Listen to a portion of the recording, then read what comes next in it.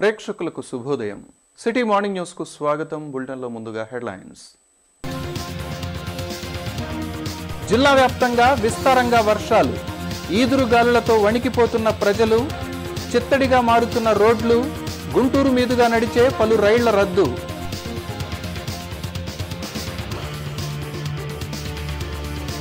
వర్షాలపై కలెక్టర్ కాంతిలాల్ దండే సమీక్ష. జిల్లాలో ఎలాంటి నష్టం వాటిల్లలేదని వెల్లడి. అప్రమత్తంగా ఉండాలని అధికారులకు ఆదేశం.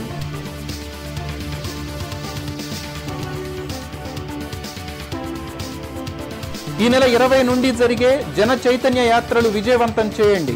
అర్బన్ టీడీపీ సమావేశంలో పార్టీ శ్రేణులకు నేతల పిలుపు.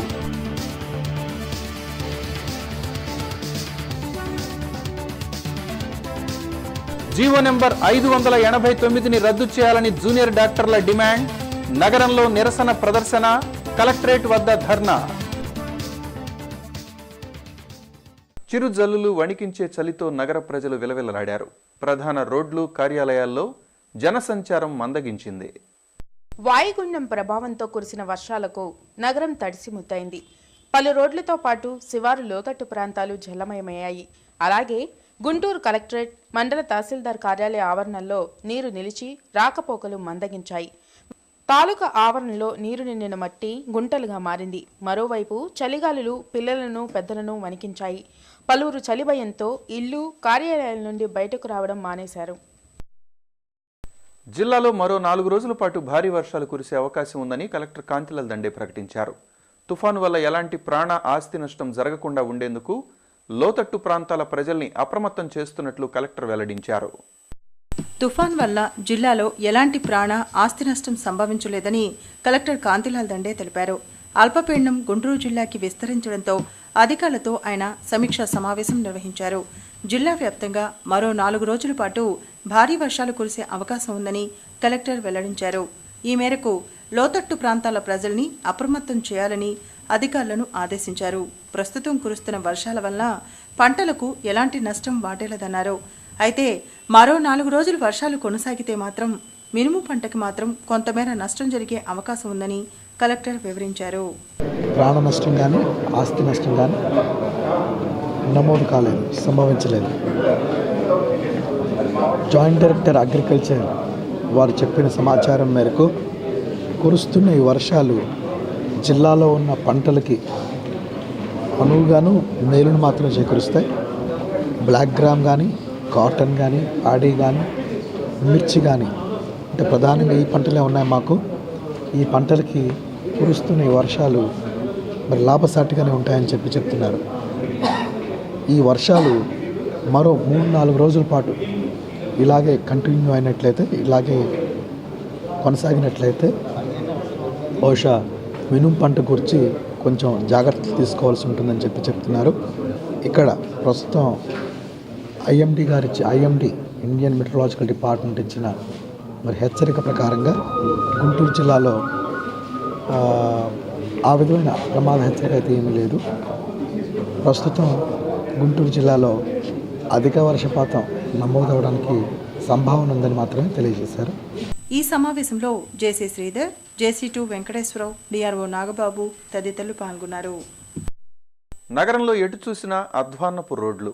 2 రోజులుగా కురుస్తున్న వర్షాల కారణంగా రోడ్లన్నీ చిత్తడిగా మారటంతో నగర పౌరులు తీవ్ర ఇబ్బందులు ఎదుర్కొంటున్నారు. నగరంలో ఇటీవల పైపులను ఏర్పాటు చేసేందుకు నగరపాలక సంస్థ అధికారులు రోడ్లను ఇష్టానుసారంగా త్రవ్వారు. వీటిని పూడ్చటాన్ని అధికారులు గాలికొదిలేశారని ప్రజలు ఆందోళన వ్యక్తం చేశారు. రోడ్లన్నీ తటాకాలుగా మారటంతో వాహన చోదకులు ఇక్కట్లు చెప్పనలివి కావు.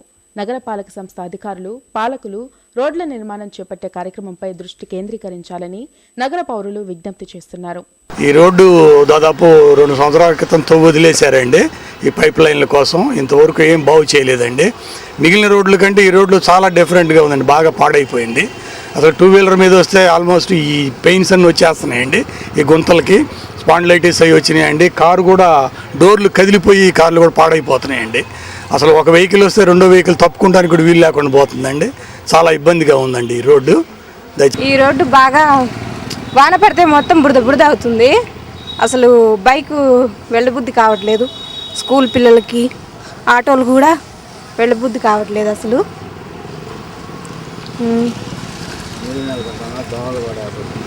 దోమలు కూడా ఎక్కువగా ఉన్నాయండి.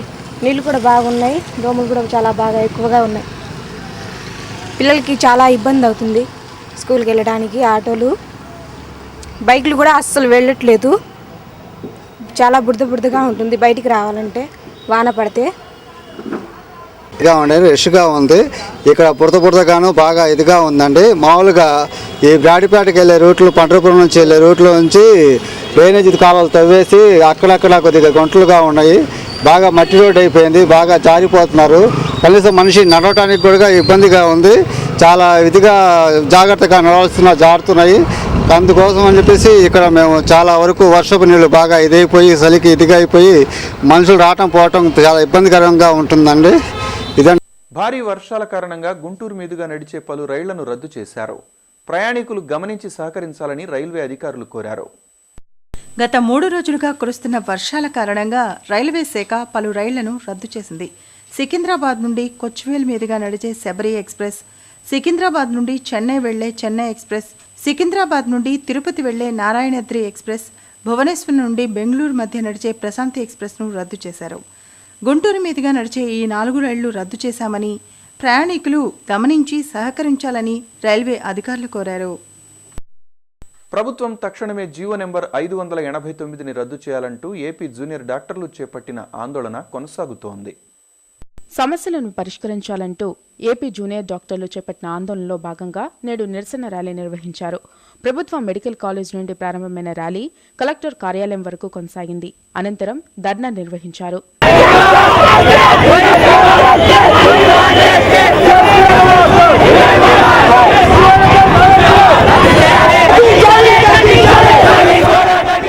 సర్వీస్ కోటాను ప్రభుత్వం 50% పెంచడం దుర్మార్గమని ఏపీ జూనియర్ డాక్టర్ల ప్రతినిధులు రమేష్, జాహ్నవీలు అన్నారు. ప్రభుత్వం జీవోను ఉపసంహరించుకోని ఎడల తమ ఉద్యమాన్ని ఉధృతం చేస్తామని హెచ్చరించారు. నెంబర్ 589కి వ్యతిరేకంగా మేము చేస్తున్నామండి. జీవో నెంబర్ 589 ఏంటంటే మాకు అంత సర్వీస్ కోటా సీట్లు 50% పెంచారండి. కోటా దాని రిజర్వేషన్ కూడా 50% పెంచారు. అంతమంది 30% ఉన్నప్పుడే మాకు మిగతా రెగ్యులర్ క్యాండిడేట్స్కి సీటు రావడం అనేది కష్టమైపోయింది. ఇప్పుడు 50% చేయడం అనేది ఆ రకర అవకాశాలు కూడా చాలా తక్కువగా ఉన్నాయి. మేము ఇంతమంది రోడ్డు మీద మేము నిరసన తెలియజేస్తున్నామంటే ఆ సమస్య ఎంత తిరిగితే అర్థం చేసుకోవాలని అందరికీ ఈ వేదిక ద్వారా తెలియజేస్తున్నాం. ఇది కేవలం సర్వీస్ కోటా 50% పెంచినందుకు, అంటే 30% ఉండేది ఇంతకుముందు, అది ఇప్పుడు 50% చేశారు. దానివల్ల మెయిన్గా క్లినికల్ సీట్స్ అంటే గైనిక్, పీడియాట్రిక్స్, జనరల్ మెడిసిన్ సీట్స్లో మాత్రమే పెంచారు 50%. నాన్ క్లినికల్లో ఇంకా సర్వీస్ కోటా సీట్స్ తగ్గించారు. మెయిన్ అమ్మాయిలు అన్నది జనరల్గా ఎక్కువగా గైనిక్, పీడియాట్రిక్సే తీసుకుంటాం. ఆ సీట్స్ సర్వీస్ కోటా పెంచడం వల్ల మాకు తక్కువ అయిపోతుంది. అంటే మేము డైరెక్ట్ అటెంప్ట్లో తీసుకోవడం కష్టం అవుతుంది. అసలే ఎంబీబీఎస్ అంటే లాంగ్ డ్యూరేషన్ కోర్స్, ఇంకా సర్వీస్ కోటా 3 years చేసి ఇంకా లేట్ చేస్తే ఇంక ఇలాగే ఎంబీబీఎస్ తీసుకునే వాళ్ళు తగ్గుతారు. సో సర్వీస్ కోటా తగ్గించాలి. జీవో నెంబర్ 589ని రద్దు చేయాలి. మంత్రులు రాజధాని బాట పడుతున్నారు. ఒక్కొక్కరు తమ క్యాంపు కార్యాలయాలను, అధికారిక కార్యాలయాలను ఇక్కడే ఏర్పాటు చేసుకుంటున్నారు. రెయిన్ట్రీ పార్క్ విల్లాలో జరుగుతున్న పనులను పౌర సరఫరాల శాఖ మంత్రి పరిటాల సునీత కుటుంబ సభ్యులతో కలిసి పరిశీలించారు. ఈ నెల 25కి అన్ని పనులను పూర్తి చేసి సిద్ధం చేయాలని అధికారులను ఆదేశించారు. ఈ నెల చివరికి గృహప్రవేశం చేయనున్నట్లు మంత్రి తెలిపారు. మరికొన్ని వార్తల్లోకి వెళ్లే ముందు ఇప్పుడొక బ్రేక్.